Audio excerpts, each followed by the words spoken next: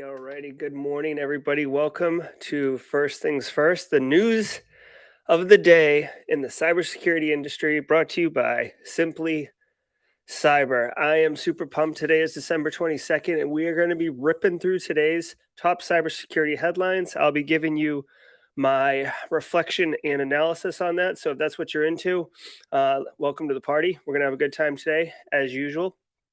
Good morning, not only IT. Good morning, Ling.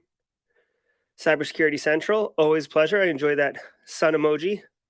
Uber is. For our international friends, good afternoon or good evening, wherever you're dialing in from. Hey, Anthony, good to see you. Tom, let's get spicy. That's right, buddy. Oh boy, dealing with some sick children up in this piece, but they're on the mend now. All right, we are gonna dig into the news stories. Hope you enjoy it. Let's do it, people.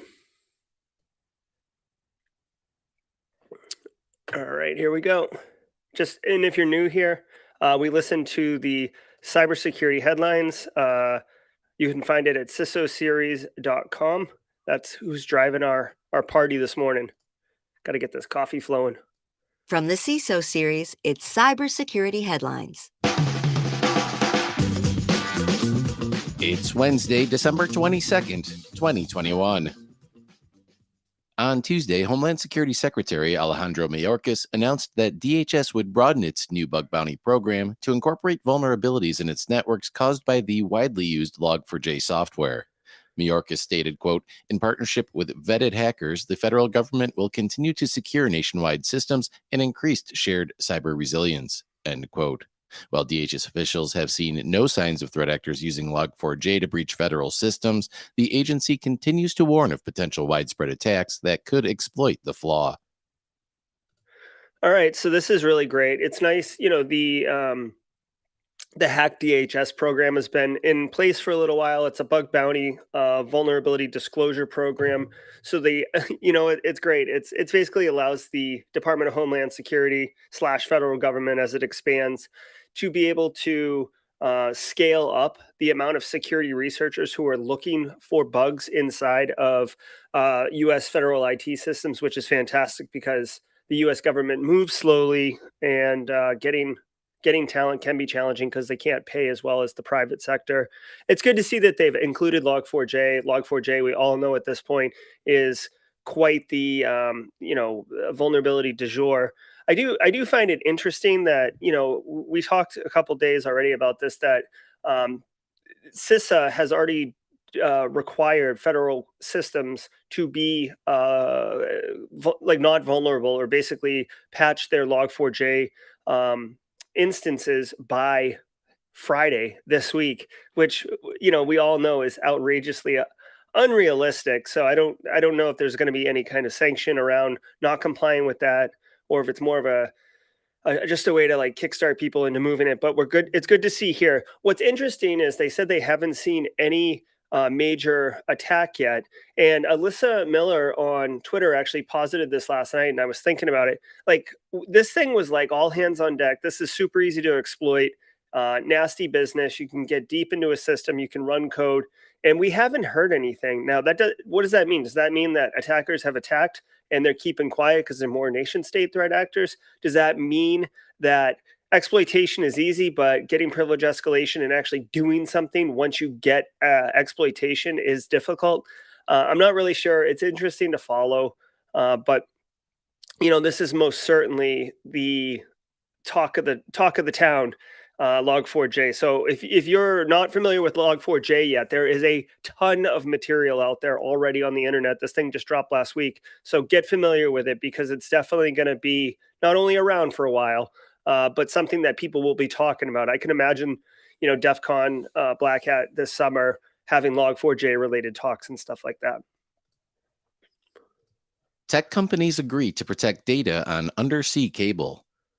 The DOJ announced that Google and Meta have entered into national security agreements with the DOJ and the Departments of Defense and Homeland Security to protect data traveling on an undersea fiber optic cable system called the Pacific Light Cable Network that will connect the US, Taiwan, and the Philippines. Under the agreements, Meta and Google will perform annual risk assessments to sensitive data moving through the PLCN and will seek to diversify the system's interconnection points in other parts of Asia. The companies will also restrict access to information and infrastructure by the cable's owner, Hong Kong-based Pacific Light Data Communications Company Limited.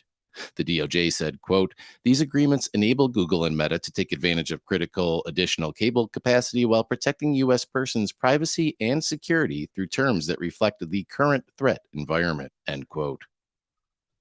Yeah. Okay. So if you guys are familiar with me, at this point how I feel about kind of layer one. Yeah, it's important, but big tech protecting the data on it, like it should be, in my opinion, encrypted at the transport layer or higher. So it's cool. What's interesting is this is just like the oil and steel barons of the early 20th century, where like Google and Meta own own the medium, right? And nations are depending upon that infrastructure in order to do what they need to do. And it gets really crazy really quickly as you're dealing with Taiwan, which, there's the struggle between, Taiwan and China, and whether, Taiwan's a country or, all that.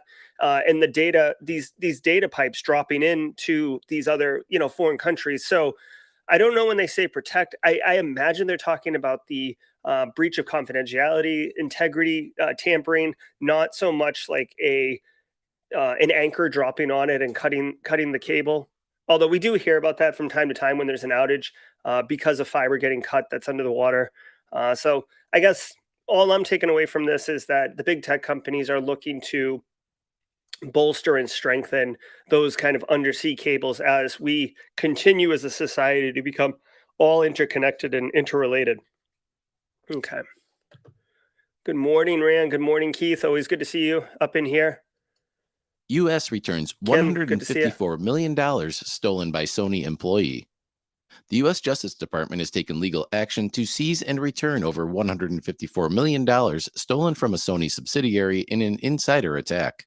Allegedly, Sony Life Insurance Company Limited employee Ray Ishii falsified company financial transaction instructions to divert the stolen funds to his own account in California. From Donkey. there, Ishii converted the stolen funds into more than 3,879 Bitcoin and attempted to persuade his supervisor and Sony Life executives not to help investigators by emailing them a ransom note. Unfortunately for Ishii, Sony and Citibank fully cooperated with law enforcement, and the FBI were able to seize the Bitcoin in Ishii's wallet after obtaining the private key. The 32-year-old Ishii was arrested the same day by Tokyo's Metropolitan Police Department. Shocker. What an asshat. Dude, this guy, what a clown. Okay, so in case you didn't catch it, this guy worked in the finance department or accounting department at Sony and basically just rerouted money to his own personal account and then bought Bitcoin with it. And then tried to get other people complicit into calling it like a cybersecurity ransomware incident type thing. Or, I mean, not true ransomware, but just ransom. Dude, this guy had no shot whatsoever, and the fact that he was like expecting Sony not to help law enforcement is insane. This is just good information. Sometimes we get so wrapped up in listen. We get so wrapped up in like these elite hacks and these like crazy, complicated ransomware and malware dropped and 0-day vulns and stuff. And sometimes it's just straight up, accounting fraud. And you gotta keep, it's less our job really to make sure that the accounting people have good controls in place. But we as cybersecurity people have access to technologies that can help detect and be part of that discussion and kind of facilitate it. So this is a fun story. I mean, this guy is going to jail for sure, but it is a fun story. I do want to tell you, this I get asked this sometimes, and I don't really have a chance to tell people about this. Principles of fraud. examination. Guys, if you ever want to learn this, I love this book. It's a textbook. My wife thinks I'm insane for loving this, but if you ever want to learn like really the intricacies of how to commit financial fraud, this book right here is fantastic. It literally gives you a complete taxonomy of every possible way of committing fraud. And I'm not saying let's go commit fraud. I'm saying it's really, really interesting how some people have cleverly thought of ways in order to kind of scam accounting protocols and processes. It's a fascinating read, especially for me because I'm more of a conformist. So put that on your Christmas list. Okay, let's continue. All right. Another Zoho Manage Engine Zero Day under active attack. APT attackers, thought to be based in China, are using an authentication bypass vulnerability in Manage Engine Desktop Central to take over servers, deliver malware, and establish network persistence. According to an FBI flash alert, APT actors have been exploiting the bug tracked as CVE 2021 44515 since at least late October. Zoho is urging organizations to update to the latest Manage Engine Desktop Central builds to address the vulnerability. The bug is the third zero day discovered in Zoho's Manage Engine suite since September. Yeah, so I mean, I'm not familiar with Zoho, so I don't know if anyone in chat is familiar with Zoho Manage Engine, but based on the cursory look I have, it's basically like a remote desktop management solution, log me in, team viewer, these type of things that you'll see them in your environment. Typically what I see is kind of three different scenarios. One is like legit to help IT kind of manage systems. One is like internal resources like engineers or R&Ds or even IT who don't want to drive in on the weekend to reboot a server or something like that. So they set up shadow IT to be able to remote into these things. Nasty business. That's not good.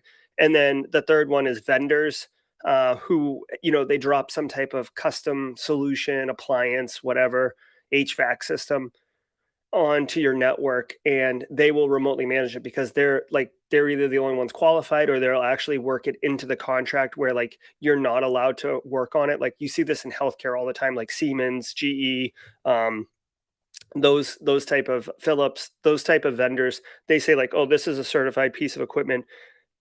You're not allowed to do any maintenance on it. We are the only ones. And oh, by the way, the maintenance is like 80,000 a year.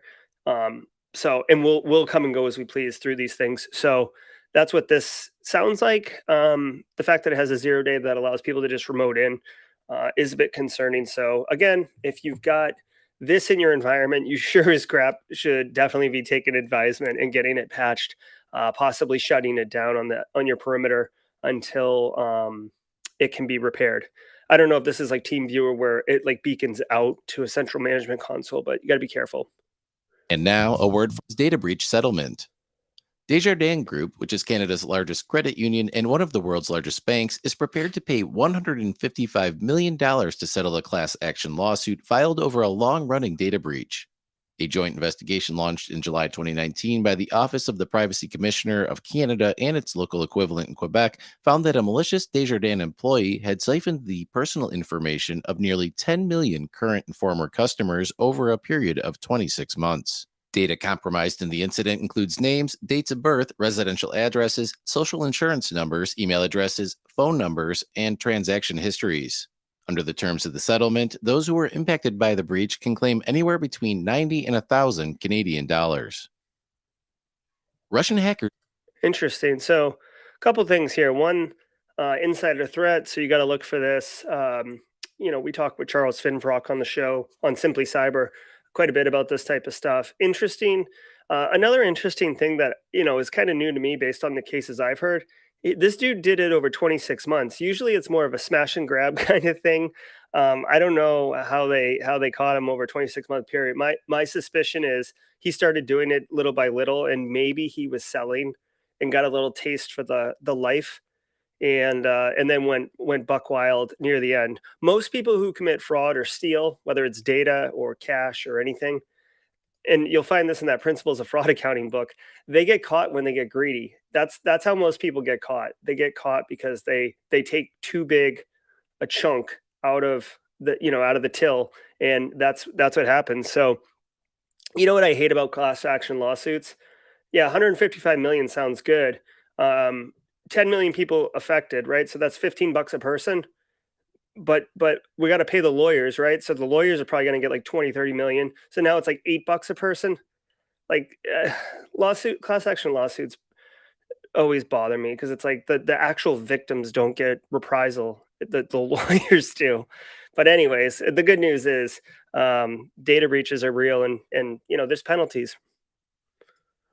Made millions by stealing SEC earning Hey reports. Zach, good to see you. On Monday, the Department of Justice announced that 41-year-old Russian national Vladislav Klyushin was extradited to the U.S. from Switzerland on charges of using compromised employee credentials to hack into the networks of 2 U.S.-based SEC filing agents. Along with 4 other Russian conspirators who remain at large, Klyushin made millions of dollars by trading on the stolen data starting back in 2017.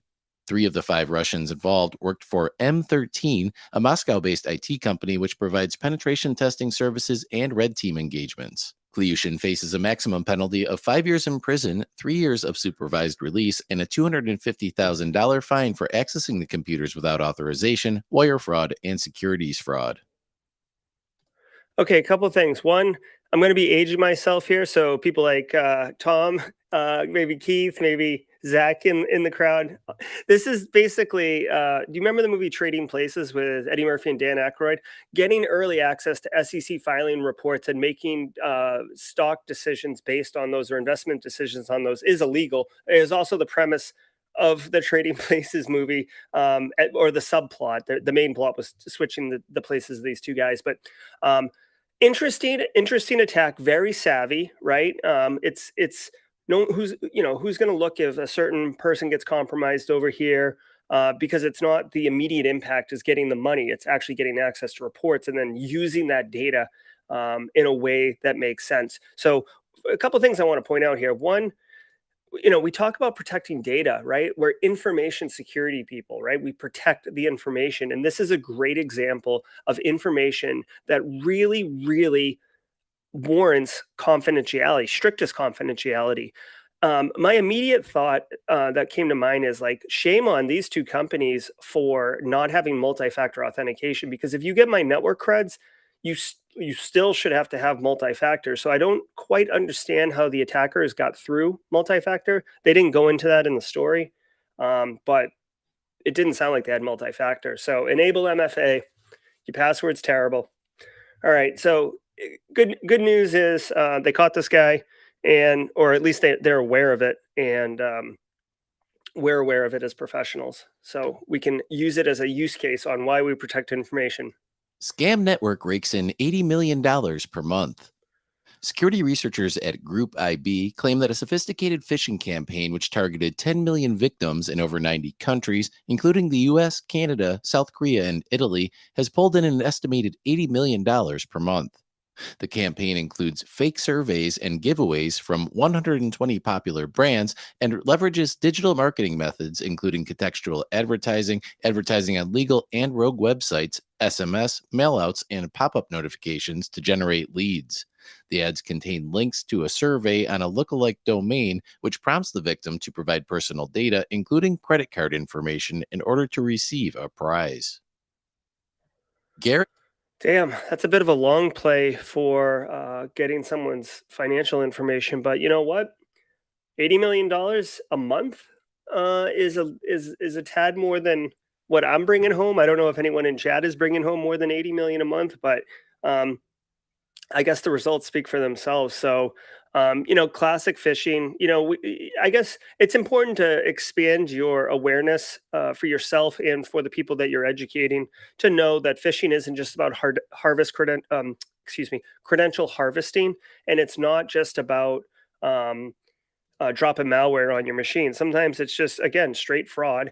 And what they're trying to do here is they're trying to get people's to establish trust through this process, because I'm not robbing you immediately. I'm buying you a beer first, and then I'm going to ask for your full name, social, credit card, etc.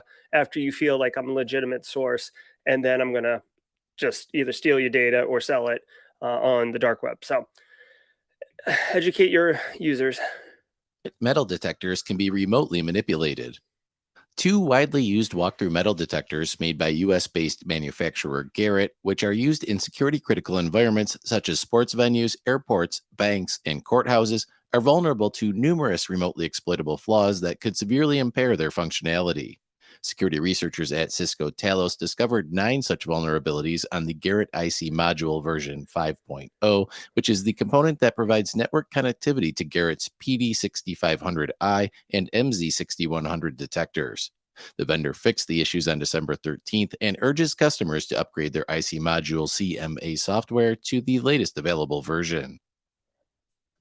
Okay, so a couple of things here. One, sounds like this is kind of industrial control security.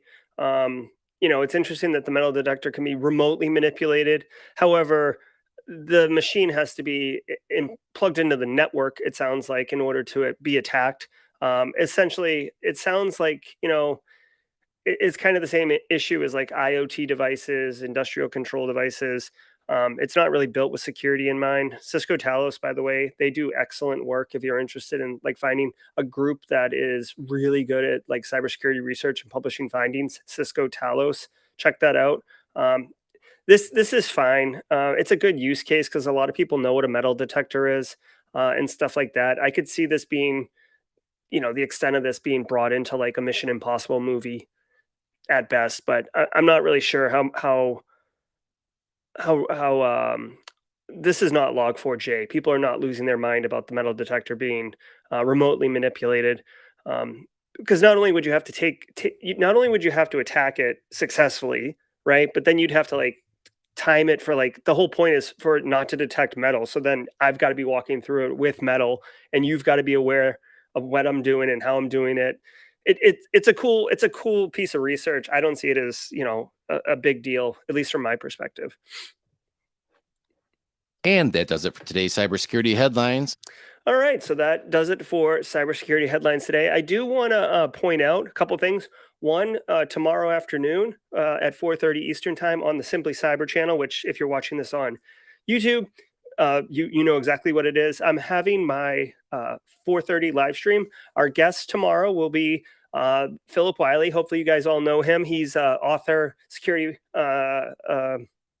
practitioner, hacker, cool guy. I'm really looking forward to it. I was supposed to sync up with him at Texas Cybersecurity Summit, and that didn't come through. So I'm actually really pumped to to get into it with Philip and have you guys there. Bring your questions. It's going to be a great talk. So this is going to do it for the I guess December 22nd edition of Cybersecurity Headlines. I hope you guys enjoyed it. As I mentioned before, if you have any feedback on doing the show at noon, I might actually try that maybe the first or second week of January, just to get some feedback. I know Kim and Josh commented that they would like it at noon. No one was really asking for 8 a.m. This is when I do it personally, but I'm willing to move it up to noon and give that a shot if it can help more people get value out of the show. I'll have to call it something other than First Things First, because that's not going to make a world of sense to anyone. All right, everybody, I hope you have a wonderful day. Let's push hard. Let's crush it. And we'll talk to you tomorrow at 8 a.m. Be good, everyone.